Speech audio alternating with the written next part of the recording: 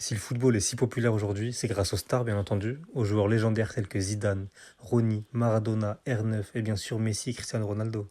Mais que serait le football? Que seraient ces joueurs sans les travailleurs de l'ombre, sans les très bons joueurs qui acceptent de faire les efforts sans forcément avoir la reconnaissance qui devrait aller avec? Sans ces joueurs qui acceptent même le banc alors qu'ils mériteraient 100 fois d'être titulaires, mais qui acceptent leur statut de joueur pas bankable. Aujourd'hui, on va leur rendre hommage en remettant un petit peu la lumière sur ces joueurs-là. Voici 8 joueurs, bourrés de talent ou de vrais soldats à la carrière plus qu'honorable, qui mériteraient plus de reconnaissance selon moi. Tout d'abord, Ivan Perisic, un des fossiles du foot européen encore en activité. J'étais obligé de le mettre dans cette vidéo. Outre les statistiques, ce gars a toujours fait le boulot partout où il est passé. De Dortmund au Bayern en passant par l'Inter, ça a toujours été un soldat sur qui on pouvait compter. Le genre de joueur pas sexy mais indispensable dans un effectif de par sa régularité et sa polyvalence. Ailier, piston, il sera efficace partout. C'est pas pour rien si aujourd'hui, âgé de 36 ans, le FC Barcelone a essayé de le recruter. Pour le prochain, j'ai pensé à Brahim Diaz. Pour lui, c'est différent, je pense pas qu'il soit sous-coté par le public foot, mais plutôt par les acteurs. Le fait qu'il ait choisi le Maroc déjà n'aide pas car il est moins mis en lumière que les internationaux européens, voire même sud-américains. On connaît le mépris qu'ont beaucoup de gens envers le foot africain malheureusement. Et en plus de tout ça, il joue au Real Madrid dans un secteur offensif bouché où doivent déjà cohabiter de nombreux stars et leur ego démesuré.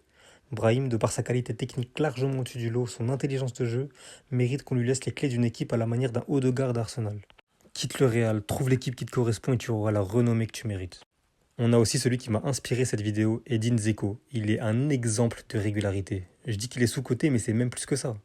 Si tu demandes à quelqu'un de te citer des numéros 9, son nom ne sortira jamais alors que Dzeko a toujours montré que c'était un tueur devant le but. Encore une fois, et comme souvent, c'est lié au style de jeu. Il est grand, pas gracieux dans ses mouvements, donc pas sexy pour le spectateur. Mais il a un très bon jeu de tête, excellent dos au but et efficace face au but. C'est du pain béni pour son coach. Malheureusement, comme je l'ai dit juste avant, la nationalité joue beaucoup dans la médiatisation aussi. S'il avait été allemand et non bosniaque, on l'aurait sûrement comparé à un Klose ou Mario Gomez. Celui qui va suivre va ravir mes compatriotes algériens, Yassine Brahimi. Non, ce n'est pas du communautarisme, Brahimi est bel et bien un joueur sous-coté. Il n'a pas eu une carrière médiocre loin de là, mais il méritait largement plus. Il a fait le plus gros de sa carrière au Portugal où il a cassé pas mal de reins avec Porto, qui est la deuxième meilleure équipe du championnat derrière Benfica selon moi. Mais sa carrière me laisse un goût amer. Il est passé en jeune du côté du Paris Saint-Germain, il était même pisté par le PSG quand il était à Porto et j'aurais aimé le voir. Imaginez sur le côté gauche la vivacité et qualité d'élimination d'un Brahimi aux côtés de Zlatan et compagnie, ça aurait envoyé. Et c'est dommage, je regrette qu'aucun club de ce calibre ne lui laisse sa chance, ou bien que Brahimi ne l'ait pas saisi. Si je vous dis Liverpool 2019, vous pensez à qui? Mané Salah sûrement, mais aujourd'hui on va plutôt penser à Bobby. Roberto Firmino, celui qui a fait vibrer Anfield accompagné de Salah et Mané, n'a selon moi jamais eu la reconnaissance qu'il aurait dû avoir. Passant non pas au second plan, mais au troisième plan derrière l'Égyptien et le Sénégalais plus décisif que lui. Mais c'est pas ce qu'on attendait de lui. Bobby c'est un faux neuf, son rôle c'est de mettre dans de bonnes conditions ses coéquipiers, de distribuer plutôt que de marquer, et il a parfaitement tenu ce rôle. Il y a beaucoup de choses qui n'ont pas été assez soulignées selon moi. Son excellent sens du placement et du déplacement. Son intelligence de jeu également, sa qualité de passe, les passes cachées, passes fantasques, c'était vraiment un joueur extraordinaire. Et j'aurais aimé le voir continuer à Liverpool ou dans un autre club européen plutôt que de le voir partir en Arabie Saoudite. Personnellement, je le voulais au PSG, je trouve qu'il aurait formé une paire incroyable avec Neymar. Allez, on continue avec un Brésilien, même si celui-là risque de vous étonner. Vous voulez un indice? Un Brésilien du PSG. À qui tu penses? Neymar? Bien sûr que non. Rai? Non. Je pense à Néné. Ah, Néné. Un nom étrange mais un talent incontestable. Débarqué de Monaco quelques temps avant l'arrivée du Qatar, il nous a régalé, nous, supporters parisiens.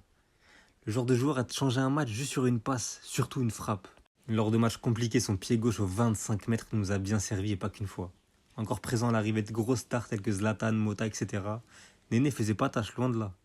Je regrette encore un peu son départ, parce que je trouve qu'il avait encore beaucoup à nous apporter. Il avait encore aussi à apporter au foot européen, mais il est parti continuer sa carrière du côté du Qatar. C'est dommage, mais il y a deux raisons à ça. La première, elle est financière, parce que le PSG payait tellement bien, voire même trop bien, que c'était compliqué pour les autres clubs de s'aligner. Mais la deuxième raison, c'est aussi parce que les joueurs passés par le PSG développent un lien spécial avec le club, avec les supporters. C'est, on va dire, une manière pour eux de couper sans prendre non plus leur retraite. À l'image d'un Verratti par exemple, qui se voyait pas jouer en Europe et affronter le PSG, donc il est parti au Qatar. Le PSG est un club spécial. Même Zlatan a pleuré quand il est parti, je sais pas si vous vous rendez compte. Bon, je me perds un petit peu, mais pour en revenir au sujet, Néné était un très bon joueur qui a été largement sous-coté selon moi. Malheureusement, l'arrivée des stars de tous les côtés l'a un petit peu éclipsé. Bah tiens, en parlant du PSG version QSI, on va parler d'un des premiers joueurs recrutés par Leonardo, Jérémy Ménez. Le quatrième des 4 fantastiques de la génération 87 avec Ben Arfa, Nasri et K. Benouévé. Il était même considéré comme le plus talentueux avec Athème. Il a eu une première partie de carrière très intéressante avec des bons passages à la Roma, au nouveau PSG version Qatari et au Milan. La deuxième partie est beaucoup moins glorieuse et ressemble bien plus à une pré-retraite en raison de plusieurs blessures et c'est pas celle-là qui nous intéresse. Sur sa première partie de carrière, il a été sous-coté selon moi. Il fait un très bon passage dans la Roma de Totti, ce qui pousse Leonardo à le recruter pour démarrer le projet Qatari, c'est pas pour rien. Il commence très bien son aventure parisienne en formant une bonne paire avec le meilleur argentin de tous les temps, Javier Pastore. Et ce n'est qu'à l'arrivée de Zlatan un an plus tard et d'autres éléments offensifs tels que Lavezzi et Lucas que Jérém passe un petit peu sous le feu des projecteurs. Mais ça n'enlève en rien ses bonnes performances sous le maillot de Parisien et je garde un très bon souvenir de son passage dans la capitale. De même à Milan où il s'intègre très rapidement et il parvient à être un élément important d'un Milan AC pas au top de sa forme. Je rappelle qu'il a été élu meilleur buteur du club pour la première saison. Il est très rapidement comparé à Kaka par les supporters rossoneri. Et pour finir, un joueur que j'appréciais beaucoup même si c'est en contradiction totale avec le club que je supporte, Samir Nasri. Il a été pendant longtemps peu apprécié, voire même détesté par les Français au vu de son attitude un petit peu d'enfant terrible, arrogant face aux médias, mais la tendance s'est totalement inversée depuis qu'il est devenu consultant chez Canal. Son côté très naturel et son sens de l'humour ont été beaucoup appréciés par les téléspectateurs qui ont totalement changé leur vision de la personne. Mais passons, c'est le Samir sur le terrain qui nous intéresse. Formé à l'OM, il performe avec l'équipe première et se met rapidement les supporters dans la poche qui le surnomment le Petit Prince. Il est ensuite repéré par l'amateur de franchise Arsène Wenger qui le ramène à Arsenal. Le franco-algérien ne fait absolument pas tâche aux côtés de noms comme Van Persie et Fabregas.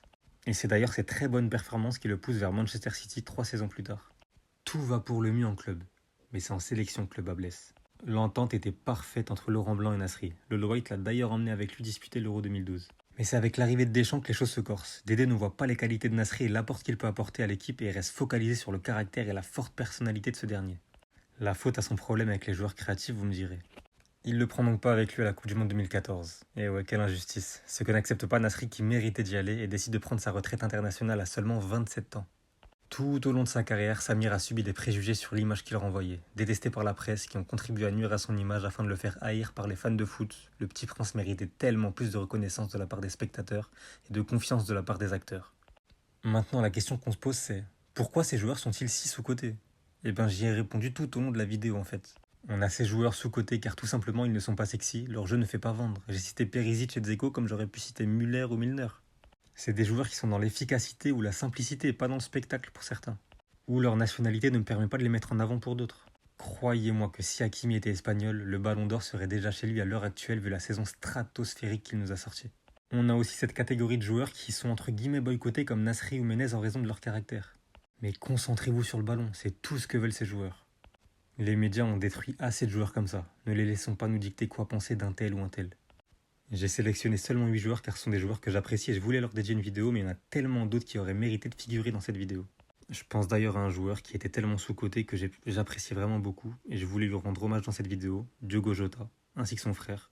Paix à leur âme et force à leur famille. Dites-moi en commentaire, je veux avoir vos avis et vos joueurs qui sont sous-cotés selon vous et on se pète pour une prochaine vidéo.